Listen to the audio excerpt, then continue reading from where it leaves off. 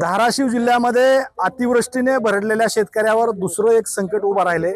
जवळजवळ 600 ते 700 शेतकऱ्याचे पैसे एका आडत दुकानदाराकडे अडकलेत आणि त्याचं कारण असं आहे की ते आडत दुकानदार जे आहे त्यांनी आत्महत्या केली आहे आणि त्याची जिम्मेदारी घ्यायला कोण तयार नाही आहे। ही शेतकरी जी आहेत ती मार्केट कमिटीच्या पुढे थांबलेली आहेत।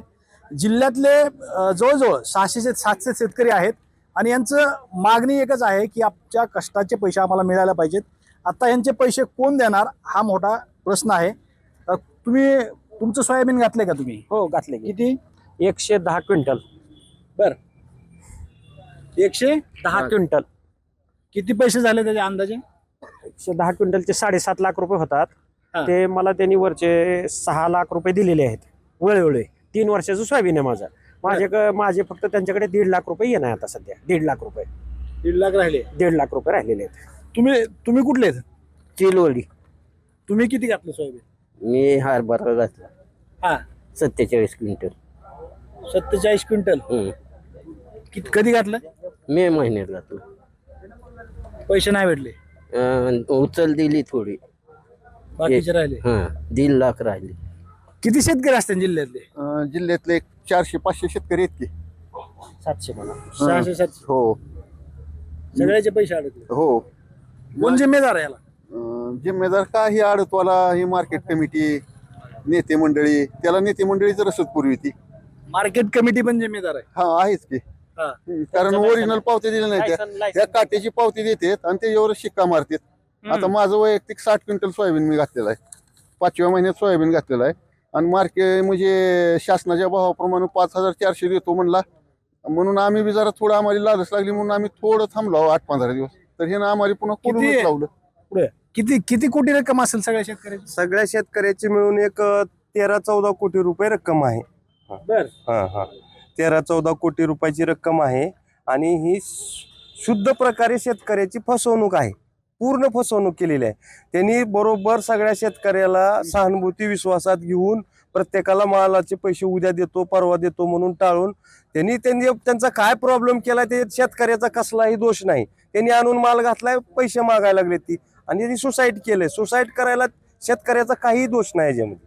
कुणी त्यांना शेतकरी उद्धट बोलला नाही, काय नाही. त्यांनी सुसाईड. तुम्ही शेतकऱ्यांनी काय केलं म्हणजे कलेक्टरला मागणी केली का मार्केट कमिटीला? कुणाला बोललात तुम्ही? तुमचे पैसे देणार आहे कोण? आता आमचे पैसे जे आहे ते एकतर आडत दुकानदार आहे, त्याची प्रॉपर्टी काय बघावी लागेल शासनानं. हे माल घातलेला कुठं काय केलाय त्याचे पैसे काय केलेत, त्याची विल्हेवाट काय लावली, ते पैसे काय केलेत, आलेत का कुठं गेलेत, हे पैशावर ह्यांनी काय केलंय ते बघावं. ह्यांचे सगळं माहिती काढावी आणि ह्या पैशाची ह्यांनी कशी विल्हेवाट लावली हे बघून शेतकऱ्याचे पैसे द्यावे. आणि त्यांची प्रॉपर्टी आहे, पैसे देण्यापुरती प्रॉपर्टी आहे, त्यांनी ते प्रॉपर्टी विकून शेतकऱ्याचे पैसे द्यावे. आणि मार्केट कमिटीने काय करायला पाहिजे? मार्केट कमिटीने पण वेळोवेळी लक्ष दिलं असतं तर आज ही वेळच आली नसती. फक्त आज धाराशिव मध्ये एकच आडत दुकान चालू आहे. ती बी आता ह्यांनी 5-6 वर्षापासून असाच व्यवहार करीत होता. वजन काटा जे मार्केट कमिटीचा आहे त्याच्यावरच सगळ्या गाड्याची वजन करायची. माल घेताना वजन तिथंच करायचं, त्याच्यावर शिक्का मारायचा. आणि ती जण आज मार्केट कमिटीला आम्ही म्हणालो तर ही पावती बरोबर नाही, डुप्लिकेट पावती आहे असं मार्केट कमिटी म्हणते. आणि हा व्यवहार 5 वर्षापासून हा आडत दुकानदार करतो, त्यावेळेस मार्केट कमिटीनं काय लक्ष दिलं नाही. 100% वजन काट्याची पावती डुप्लिकेट आहे असं म्हणलं की? हो, तुम्ही मार्केट यार्डाची जी कॉपी असती ती कॉपी नाही तुमच्याकडं असं शेतकऱ्यालाच म्हणलं जात आहे. मग आता ह्याच्यात दोषी कोण आहे? आम्हाला स्वप्न आता ही करायची वेळ आली. आता आम्हालाच घाम यायला लागला. ही आम्ही कष्ट करून ह्यांना माल घातलाय आणि आता हीच मार्केट कमिटी म्हणती ओरिजिनल पावतीच नाही. मग ही 5 वर्षापासून ह्यांनी ओरिजिनल किती जणांना पावत्या दिल्यात ही बघावं लागेल ना. हे मार्केट कमिटीने बघावं लागेल, पोलीस प्रशासनाने बघावं लागेल. तुमचं आहे का सोयाबीन? ज्वारी आहे. बोला की. कधी घातली? 2 महिने झाले, 2-3 महिने. बर पैसे नाहीत? पैसे मिळालेच नाहीत. 50,000 आहेत. आता काय करायचं? आता काय असेच प्रयत्न करायचा, मागायचे आणि काय करायचं. दिले तर घ्यायचे, नाही तर बोलले म्हणून बसायचे. काय करावं? पर्याय नाही. मग काय करावं? बोललं म्हणून कसं म्हणतो. मग आता काय? एकंदरीत धाराशिव जिल्ह्यातले हे असे शेतकरी इथं कुणाची ज्वारी आहे, कुणाचा हरभरा आहे, कुणी दुसरं धान्य आहे, सोयाबीन, मोठ्या प्रमाणात सोयाबीन घातलेलं आहे. मात्र जवळजवळ 14 कोटीच्या वरचा व्यवहार आहे आणि हे सगळे शेतकरी पैशासाठी अडकून पडलेत. ह्याच्यावर निर्णय कोण घेणार हा प्रश्न शेतकऱ्याच्या डोक्यात आहे. श्रीराम क्षीरसागर, TV9 मराठी, धाराशिव.